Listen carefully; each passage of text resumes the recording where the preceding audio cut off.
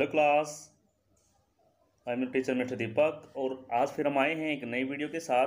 जो पिछली हमारी वीडियो थी प्रोनाउन के, उसमें हमने जो है चार ही उसकी जो काइंड थी उनके ऊपर डिस्कस किया था। और आज हम डिस्कस करेंगे रिमेनिंग जो है उसकी जो काइंड बची हुई हैं उनके ऊपर हम डिस्कस करेंगे। तो जो नेक्स्ट काइंड है उसको हम देखेंगे। इससे पहले हम जो है टॉपिक को कोरिलेट करते हैं पिछले वाले टॉपिक से। तो प्रोनाउन था क्या कि प्रोनाउन क्या होता है कि जो नाउन का स्थान ले लेता है वो क्या बन जाते हैं हमारे प्रोनाउन। एग्जाम्पल के द्वारा फिर मैं आपको समझा देता हूँ। जैसे कि एग्जाम्पल यहाँ पे वही ले लेते हैं, एग्जाम्पल सेट कर लेते हैं। जैसे Mohit is a boy, Mohit eat mango, Mohit loves his father। तो आप देख सकते हैं कि हमने क्या किया है, हमने तीन एग्जाम्पल लिए हैं यहाँ पे। जो है फर्स्ट है मोहित इज अ बॉय, तो हमने बार बार जो है मोहित को ही सब्जेक्ट के रूप में यहाँ पर प्रयोग किया है।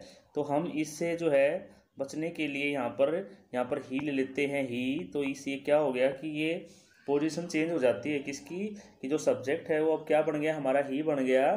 तो इस प्रकार से जो मोहित एक क्या था, मोहित एक नाउन था, तो नाउन का स्थान किसने ले लिया, ही ने ले लिया। तो ही क्या है हमारा प्रोनाउन। तो इस प्रकार से हमने प्रोनाउन के ऊपर डिस्कस किया था। तो बाकी जो भी काइंड है उनके ऊपर हम डिस्कस करते हैं। तो चलते हैं अपनी जो है फिफ्थ जो हमारा काइंड है उसके ऊपर। ओके, तो देखते हैं। जैसे दिखाई दे रहा होगा आपको अपनी स्क्रीन पर डिमोन्स्ट्रेटिव प्रोनाउन। तो डिमोन्स्ट्रेटिव जो प्रोनाउन होता है वो क्या होता है कि ये जो प्रोनाउन होता है वो क्या करता है, वो नाउन की तरफ संकेत करता है। कि ये नाउन की तरफ क्या करेगा, एक संकेत करता है। डिमोन्स्ट्रेटिव प्रोनाउन का कार्य क्या है कि ये नाउन की तरफ क्या करता है, नाउन की तरफ संकेत करता है। तो कौन कौन से डिमोन्स्ट्रेटिव होते हैं, एग्जाम्पल देखें आप कौन कौन से होते हैं डिमोन्स्ट्रेटिव। तो इसमें आपका दिस, दैट, दीज और दोज, ये आपके क्या है डिमोन्स्ट्रेटिव प्रोनाउन है। अब हम समझते हैं कि कहाँ पर हम दिस और कहाँ पर हम दैट का जो है प्रयोग करेंगे। ठीक है, तो डिमोन्स्ट्रेटिव प्रोनाउन है वो किसकी तरफ संकेत करता है, वो संकेत करता है किसकी तरफ, आपके प्रोनाउन जो है नाउन की तरफ संकेत करता है। ओके, किसकी तरफ संकेत करता है ये डिमोन्स्ट्रेटिव प्रोनाउन, नाउन की तरफ। अब नाउन की तरफ संकेत किस प्रकार से करता है वो देखें। तो सबसे पहले हम लेते हैं दिस और दैट। ठीक है, दिस और दैट। ठीक है, दिस और डैट का प्रयोग जो सिंगुलर के रूप में ही होता है। जब हम सिंगल की तरफ जो है बात करेंगे तो दिस और डैट का प्रयोग करेंगे। दिस का मतलब होता है हमारे समीप, क्या होता है हमारे समीप, और दैट का होता है हमसे दूर। ठीक है, जो चीज़ हमसे दूर होती हैं उसके लिए हम दैट का प्रयोग करते हैं, और जो हमारे समीप होती हैं उसके लिए हम दिस का प्रयोग करते हैं। जिस प्रकार से एग्जांपल मैं आपको बताऊं, दिस इज़ आ मोबाइल, तो मोबाइल मेरे पास है तो मैं बोल दूंगा दिस इज़ आ मोबाइल। लेकिन अगर मैं बोलूँ दैट इज़ आ फैन, तो फैन हम उससे दूर है तो मैं वहाँ पर दैट का प्रयोग करूँगा। इसी प्रकार से दीज और दोज होते हैं, और दीज और दोज का प्रयोग भी यानी एक से ज़्यादा के लिए करते हैं। और दीज का वही होता है कि दीज समीप के लिए, और दोष जो है दूर कोई वस्तु है तो उसके लिए जो है इसका प्रयोग होता है। ओके, तो अब आपकी समझ में आ गया होगा। एक एग्जांपल देख लेते हैं, एग्जांपल ले लेते हैं। जैसे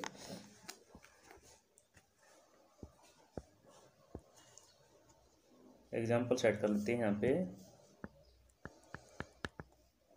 this is okay, this is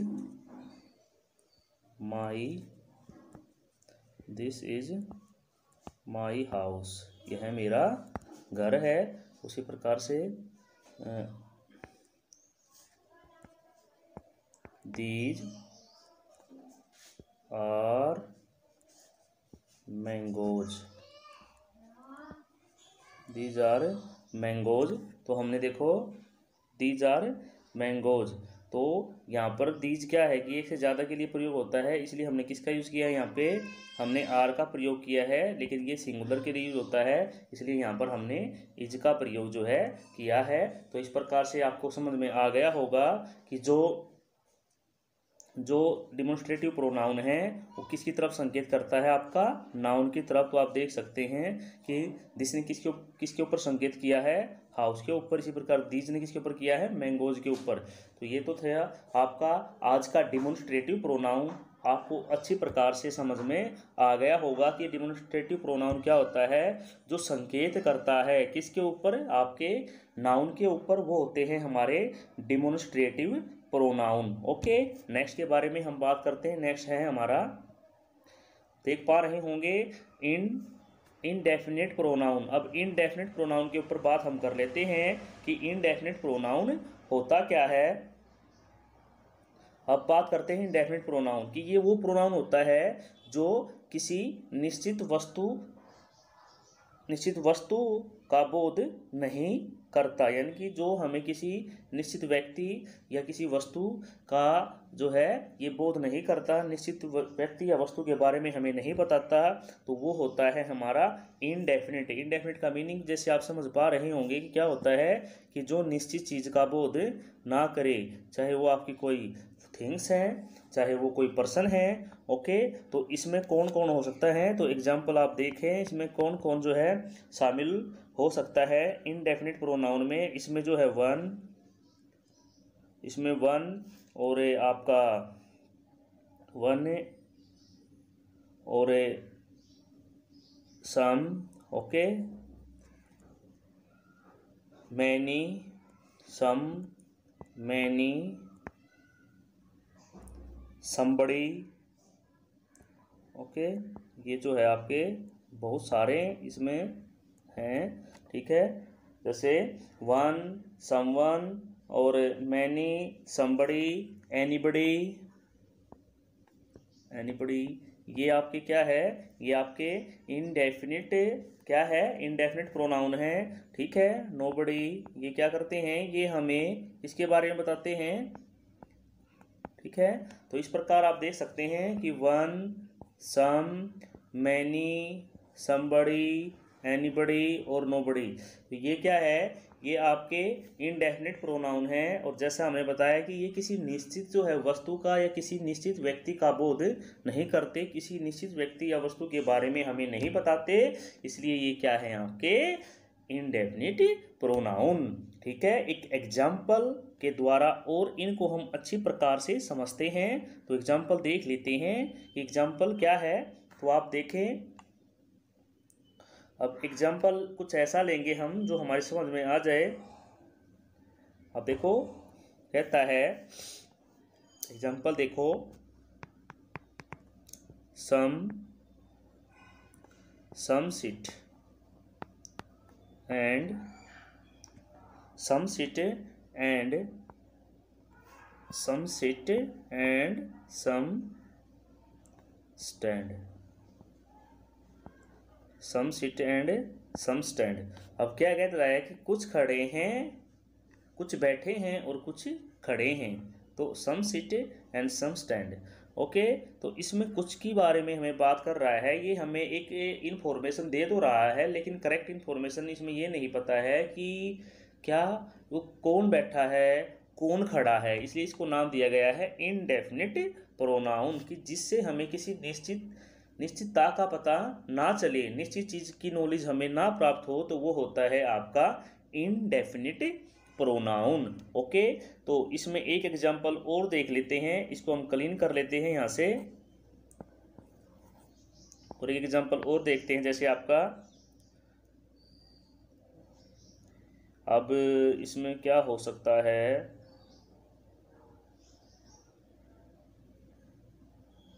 हमें देखो मैनी ऑफ, अब many of them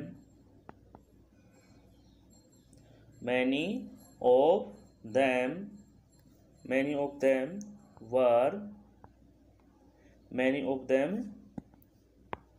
were Indian.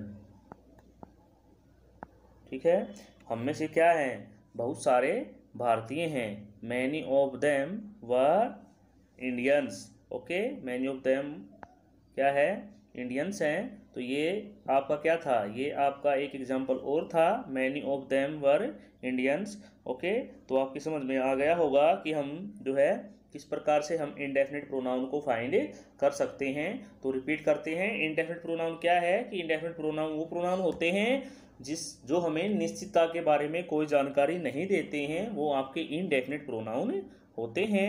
अब बात करते हैं अपने नेक्स्ट प्रोनाउन की तरफ चलते हैं। तो नेक्स्ट प्रोनाउन है हमारा कौन सा है, रिफ्लेक्सिव। अब रिफ्लेक्सिव जो प्रोनाउन है वो होता क्या है, उसके बारे में भी हम जो है, अब देखो रिफ्लेक्सिव प्रोनाउन कहता क्या है कि रिफ्लेक्सिव जो प्रोनाउन होता है, ध्यान से सुनना, रिफ्लेक्सिव जो प्रोनाउन होता है इसका जो सीधा जो प्रभाव होता है वो किस पर पड़ता है, वो सब्जेक्ट पर जो है।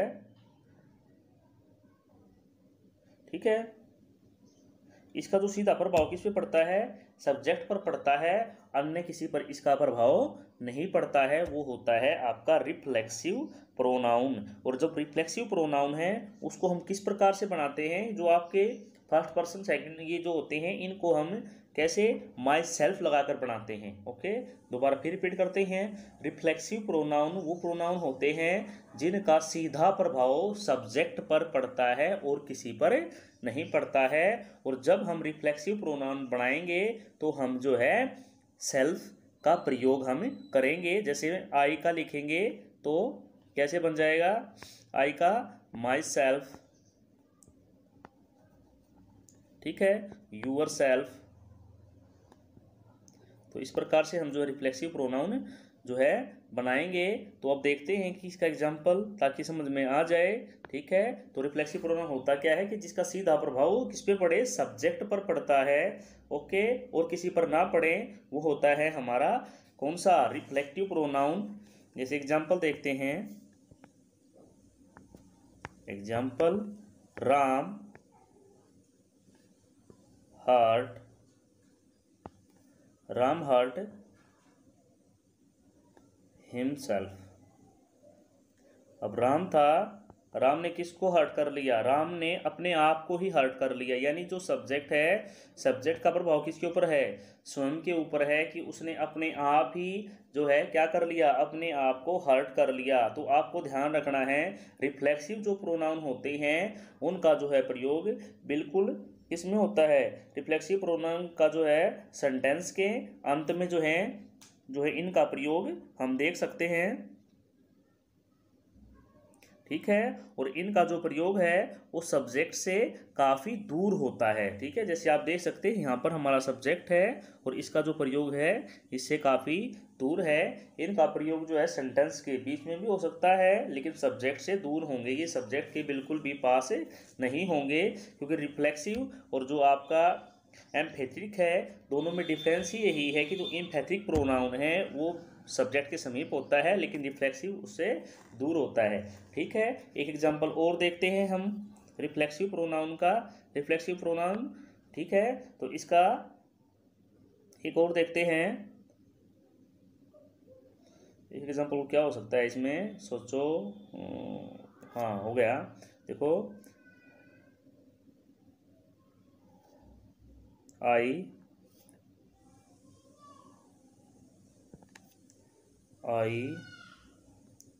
ईट माई सेल्फ। ठीक है, आई ईट माई सेल्फ। ठीक है, तो ये क्या है, एक आपका और जो है एक एग्जांपल और हम ले लेते हैं। जैसे you can go home yourself. You can go home yourself, कि तुम जो है घर अपने आप ही जा सकते हो। तो इस प्रकार से ये फर्स्ट और ये हमारा सेकंड हमने एग्जांपल लिया है। तो इसका जो सीधा प्रभाव है किस पर है बेटा, इसका जो सीधा प्रभाव सब्जेक्ट के ऊपर है और किसी के ऊपर जो है इनका प्रभाव नहीं होता। अगर मैं आपसे कहूँ कि रिफ्लेक्सिव प्रोनाउन कौन सा है तो आप फाइंड कर देंगे कि माई सेल्फ और जो है योर सेल्फ जो है हमारा रिफ्लेक्सिव जो है प्रोनाउन है। रिफ्लेक्सिव प्रोनाउन बनाने के लिए हम किस में जो है इसमें हम सेल्फ जो है ऐड करते हैं और जो है इसको हम बढ़ा लेते हैं। ठीक है, अब चलते हैं हम अपने नेक्स्ट की तरफ कि हमारा नेक्स्ट कौन सा है। ओके, तो नेक्स्ट पार्ट अब जैसे दिया गया है रेसिप्रोकल प्रोनाउन। अब रेसिप्रोकल प्रोनाउन क्या होते हैं वो हम देख लेते हैं कि रेसिप्रोकल प्रोनाउन में हम किस प्रकार से बात करेंगे। और ये क्या कहता है रेसिप्रोकल कि ये वे प्रोनाउन होते हैं जो दो प्रोनाउन से मिलकर बने होते हैं रेसिप्रोकल। अब कैसे कहोगे, क्या है दोबारा याद करें एक बार। रेसिप्रोकल प्रोनाउन वो प्रोनाउन होते हैं, कौन से प्रोनाउन होते हैं जो रेसिप्रोकल कौन से होते हैं जो दो प्रोनाउन से मिलकर बने होते हैं, मिलकर बने होते हैं, वो होते हैं आपके रेसिप्रोकल। ठीक है, तो अब बात करते हैं कि कौन कौन से हो सकते हैं। तो हम एग्जांपल जो है ले लेते हैं। जैसे इसमें कौन कौन से हो सकते हैं, ईच अदर, एग्जांपल है आपका ईच अदर, वन अनदर। ठीक है, ये आपके क्या है रेसिप्रोकल जो है प्रोनाउन है। ठीक है, अब इसमें हम समझते हैं कि रेसिप्रोकल जो प्रोनाउन होते हैं वो किस प्रकार से होते हैं। इससे पहले मैं आपको एक बात बता देता हूँ, वो बात ध्यान सुनना कि हमने रेसिप्रोकल में फर्स्ट लिया था ईच अदर, ईच अदर। जब हम ईच अदर की बात करेंगे तो आपको ध्यान रखना है कि ईच अदर का प्रयोग केवल दो के लिए होता है। किसके लिए, केवल दो के लिए। ठीक है, और बात करते हैं हम अपने किसकी की, अब बात करते हैं वन अनदर। ठीक है, तो हम ले लेते हैं दूसरा हम वन अनदर जो होते हैं वन, ठीक है, ईच अदर और वन अनदर, इनका जो प्रयोग होता है वो मोर देन टू के लिए हम इसका यूज करते हैं। जैसे हम कहें ये एग्जाम्पल, अब एग्जाम्पल हम देखेंगे और एग्जाम्पल के द्वारा हम इनको समझेंगे। तो एग्जाम्पल ले लेते हैं। जैसे कहते हैं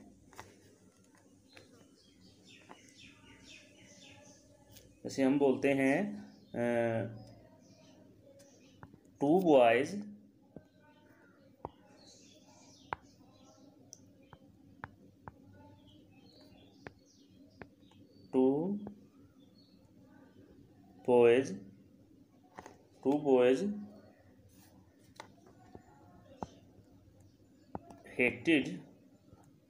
hated each other। Two boy hated each other, दो बच्चों की हमने बात की कि उन्होंने क्या कर लिया, एक दूसरे को जो है हेट कर लिया। तो ये तो था हमारा किसका कि ईच अदर का प्रयोग हम किस प्रकार से कर सकते हैं। अब बात करते हैं हम अपने किसकी तरफ, अब हम चलते हैं वन अनदर की तरफ कि वन एंड जो अनदर है उसका प्रयोग हम कहाँ पर जो है किस प्रकार से हम कर सकते हैं। तो देख लेते हैं वन अनदर का प्रयोग। अब देखो कैसे कर सकते हैं। Example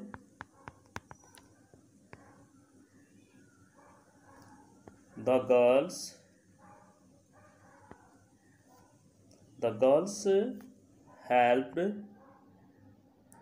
girls helped one another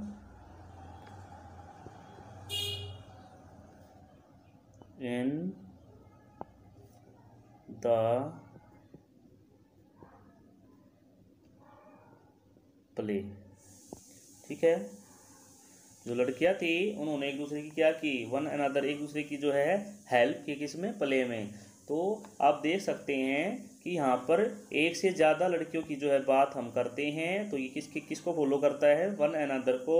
तो आप इसको अच्छी बाती भली भांति देख सकते हैं कि वन अनदर का प्रयोग कहाँ होता है, जहाँ हम एक से ज़्यादा के बारे में डिस्कस करेंगे, उसके बारे में बात करेंगे, ठीक है। तो वो होता है आपका रेसिप्रोकल। और जो लास्ट है हमारा, उसको हम देख लेते हैं। जैसे कि एम्पैथेटिक प्रोनाउन होता क्या है कि जिस प्रोनाउन का प्रयोग हम जोर देने के लिए, जोर डालने के लिए करते हैं, वो होता है हमारा एम्पैथेटिक प्रोनाउन। अब एम्पैथेटिक जो प्रोनाउन होता है वो किस जैसा होता है, ये होता है रिफ्लेक्सिव की तरह। जो आपका रिफ्लेक्सिव प्रोनाउन है उसमें भी हमने जो है नाउन के बाद सेल्फ का प्रयोग किया था, लेकिन दोनों में डिफरेंस क्या है कि जो इम्पैथेटिक जो है आपका प्रोनाउन है उसका प्रयोग हम सब्जेक्ट के तुरंत बाद करते हैं, जबकि जो आपका रिफ्लेक्सिव प्रोनाउन था उसका प्रयोग हम ऑब्जेक्ट के आसपास ही करते हैं। तो हम अब देख लेते हैं कि इम्पैथेटिक होता क्या है कि इम्पैथेटिक प्रोनाउन वो प्रोनाउन होते हैं जिनका प्रयोग हम जोर देने के लिए, क्या करने के लिए, जोर देने के लिए करते हैं, वो होते हैं आपके इम्पैथेटिक प्रोनाउन। जोर देने के लिए इसका जो है प्रयोग किया जाता है। एक एग्जाम्पल हम देख लेते हैं। I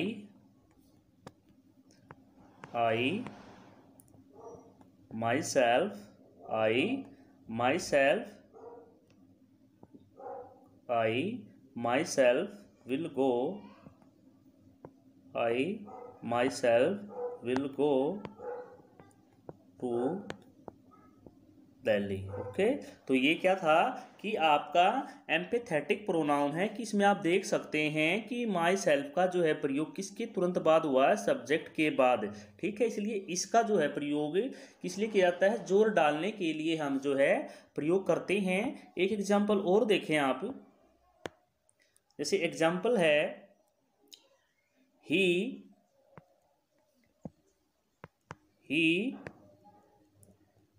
himself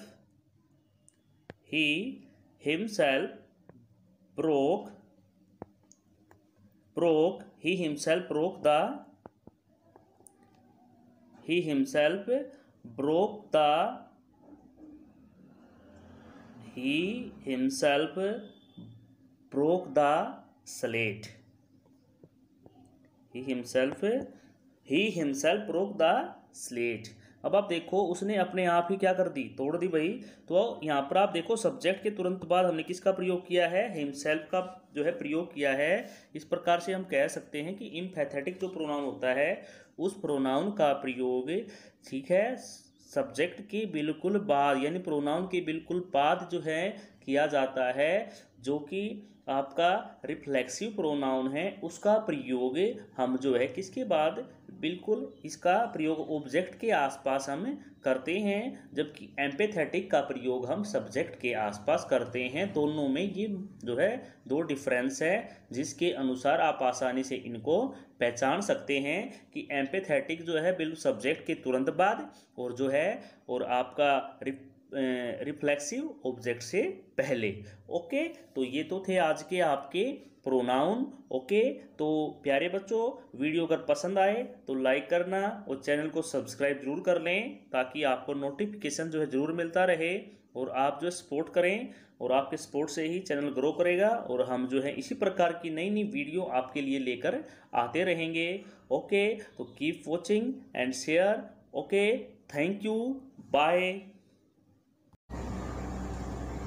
लाइक करें, शेयर करें, सब्सक्राइब करें, ताकि आपको नोटिफिकेशन मिलता रहे।